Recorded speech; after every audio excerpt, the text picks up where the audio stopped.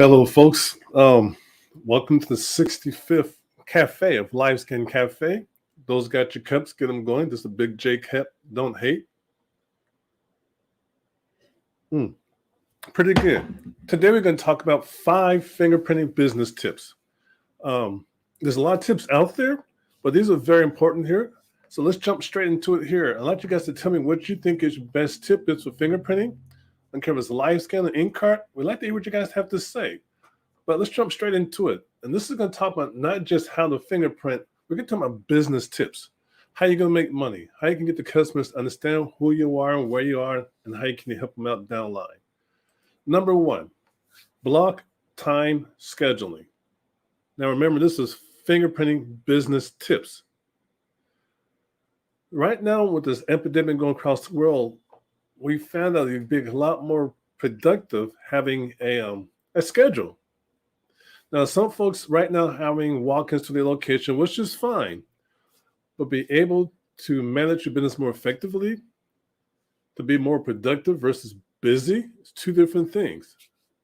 So you might want to consider having some type of schedule where you have certain hours of the day focusing on fingerprinting. It could be the whole day, but schedule and block times. You might not try this before, but it's very effective. Helps you plan out your workload ahead of time to know who's coming into your location ahead of time to be prepared for it. Is it going to be Inkart fingerprinting? Is it going to be LiveScan fingerprinting? Or what if they come to you not knowing what they need? So we recommend have some type of scheduling system put in place to help you cipher through all those layers you're going to have. They just come to your office saying, I need fingerprinting for a job. And you're going to ask them, is it Inkart? Is it LiveScan? What job is it? They're going to say, it's just for a job. That's the dangerous place to be in if you guess the wrong thing for them. They may share with you what they think it is. You give them the wrong information, you could be liable for that. So sometimes to help mitigate the situations, have some type of schedule or some type of appointment system where you block out certain times of the week, certain times of the day on fingerprinting. And if they're able to schedule online, they help you answer certain specific questions to determine what they need when they come in there. Also, if you get the right type of software, they may be able to pay you ahead of time before they show up. Now they got the teeth in the game also. Something you might want to consider, have them prepay for certain services ahead of time before they show up. That way you know that they're serious. Because what you don't want to have is some type of block time schedule and nobody shows up and you booked out. Something like that happens, you need to give us a call and work with us. We can share with you what you could do to help mitigate that from happening also there. So since we have appointments, remember 5 business tips. This is tip number 2. Have an appointment policy. When people come to your location and they schedule for an appointment, perhaps they did pay ahead of time. Perhaps they paid on site. The background check was done. You thought you were done. Also, you get this charge back. They want their money back for different reasons out there.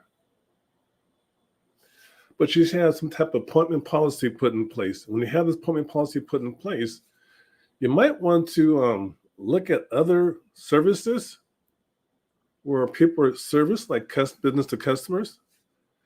Like, for example, airline scheduling appointment policies, hotels appointment policies. All those are services to individuals or customers, but they're very clear and detailed. If you miss a flight, you don't show up, you might have to reschedule. You might get a refund depending on how much you paid for a ticket, but most of the time you won't get a refund. You might be credited for a certain time. If you catch schedule ahead of time or there's different reasons for that, but pretty much what I'm trying to say is you should have some type of appointment policy put in place to help mitigate possible fraud activities or chargebacks on you. Terms and conditions. Things they should be aware before they show up to your location. If they arrive more than 10 minutes after scheduled time, they might have to reschedule. If they don't call you at all and they pay for a service, they just don't show up, no call, no show, they could get their money back unless you state someplace in your policy there might be no refund, perhaps a credit if they meet certain terms and conditions.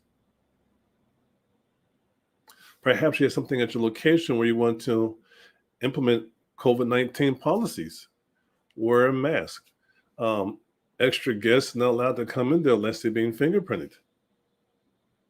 Where the case may be, you need to have some type of policy put in place to effectively run your fingerprinting business. Let's go number 3 now. And this is very, excuse me there, need another swig.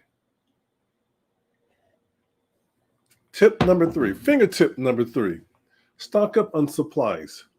There's plenty of time, sometimes people get the supplies from Amazon or different sources out there, and they go back and get them later on. They might be sold out, they might be out of stock, or the case may be. So some folks will go ahead and buy just enough for that one-time service. They might get some baby wipes, a bag of baby wipes, or it could be some cornhuskers lotion, but just get one bottle, or perhaps just one ink pad, perhaps just one ink pen, or the case may be. You'll need to have some type of supply. You cannot be in business long enough if you have no supplies. You need to think ahead what's going on. During recording this video here, we got the invasion of Ukraine, got COVID-19, gas prices, and on and on and on, different reasons. And all this here is a domino effect. There might be an issue with the manufacturer now have to increase their fees or prices for certain products to be delivered. Right now, there's also type of transportation issues going between Mexico and to Texas during the time of this recording. And a lot of supplies are being backed up. Or it could be some type of embargoes going across the world, and all of a sudden supplies coming from China might slow down. So we strongly recommend, if you do ink card fingerprinting, just don't buy 15 or 20 cards. Buy at least 250 ink cards. If you could afford it, stack maybe 3 or 4 extra packs if you could afford it. If that's not the case, buy them. Because there are plenty of times we're contacted by other folks that, hey, we run an ink cards, they're no longer on Amazon for a certain price. Now they triple the price. Or the ink pads we used to get at a certain location are temporarily out of stock. They may have some next month. Or prices go sky high. Heck, you saw what happened to toilet paper. Crazy, crazy, crazy. While folks were stocking up on toilet paper, we're buying baby wipes. Because we know just in case it's a domino effect, we secured. We do recommend backing up on some type of alcohol wipes, baby wipes, ink pads, ink card fingerprinting, cornhuskers lotion. For those out there know about it, you know the reason why we suggest backing up maybe 2 or 3 bottles. And there was the time back in the good days, they were like $3 or $4 a bottle on Amazon. About a month ago, I saw them online for 1 bottle for over $80 for 1 bottle of cornhuskers lotion. Now the prices went back down again based on availability. And when it dropped back down to like $3 or $4 on average per bottle, we bought a dozen because they last a very long time. All I'm trying to say is you might want to stock up to prepare for that rainy day. Now, you don't want to stock up on certain items that might dry up with you down the line in a very quick period of time, very short period of time.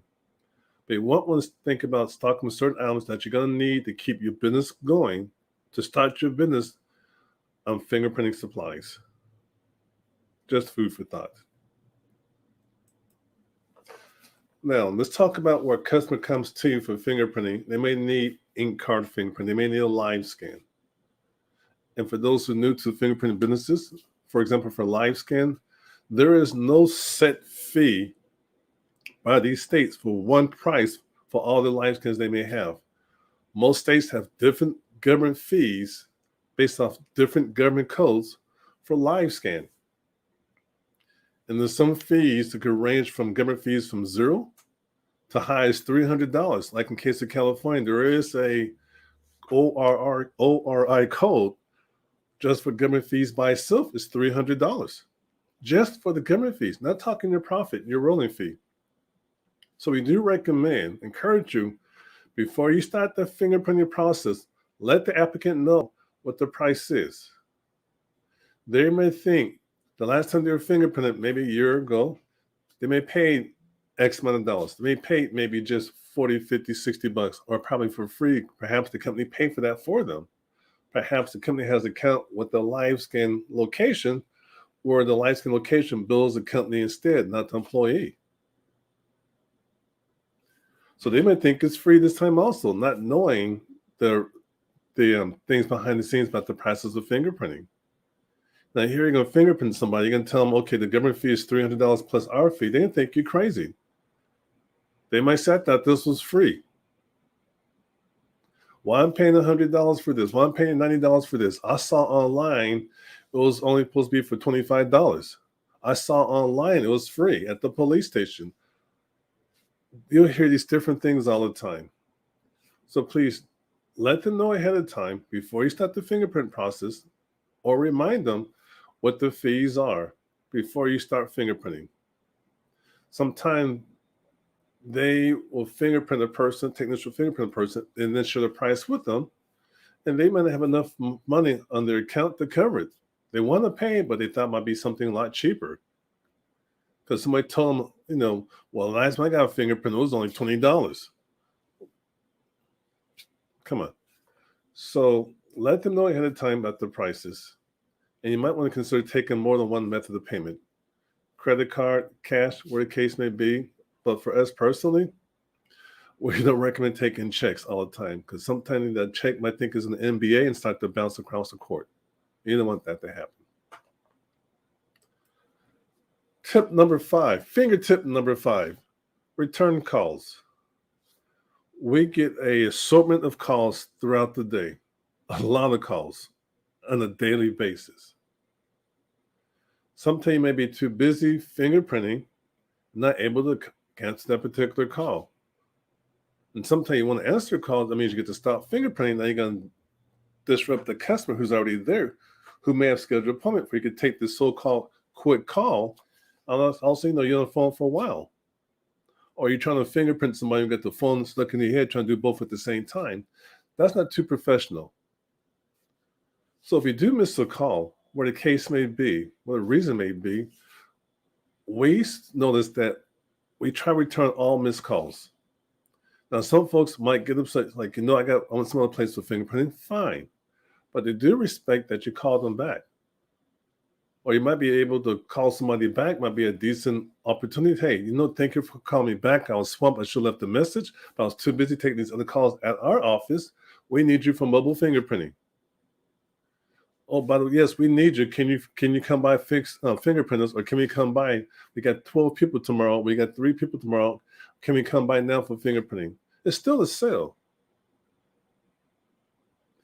You need to do things differently to get ahead of the game. Most places will not return the call if they did not leave a message.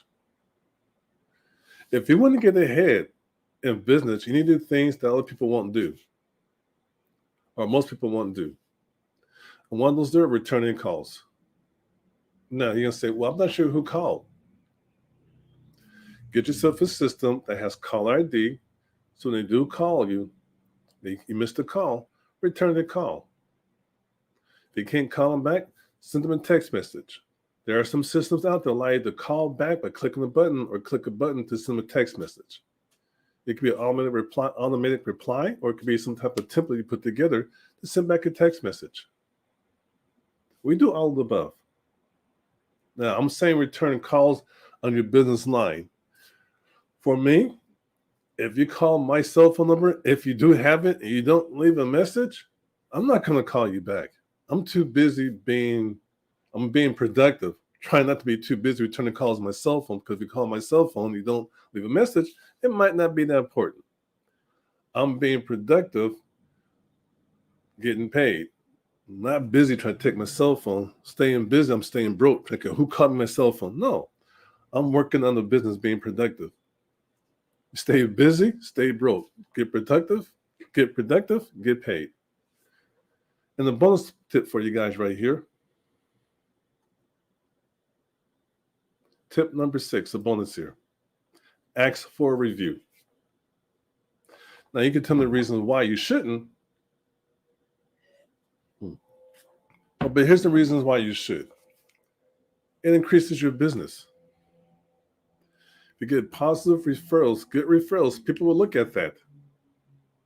And they trust other people if the review seems authentic. Now, we don't want you to go out and try to buy some reviews with some type of service from Fiverr. That's not the best thing to do. The analytics from Google and other search engines would pick that up, and sometimes I just shut that website down or shut down your page on Google Business or probably Yelp, whatever the case may be. They could tell. They could tell. So try to get original, authentic reviews, and even video testimonials is a good thing to do. And try to get that review within the first 24 hours, really the first 6 hours if you can. But try to get the review with less than a day. When they leave in your office, put some type of system in place where they could do something on the spot. You may have a tablet to the side. Hey, if you don't mind, can you get a review how we think we did? Try to get the review as quickly as possible while it's still fresh in the mind, and it helps you with your business.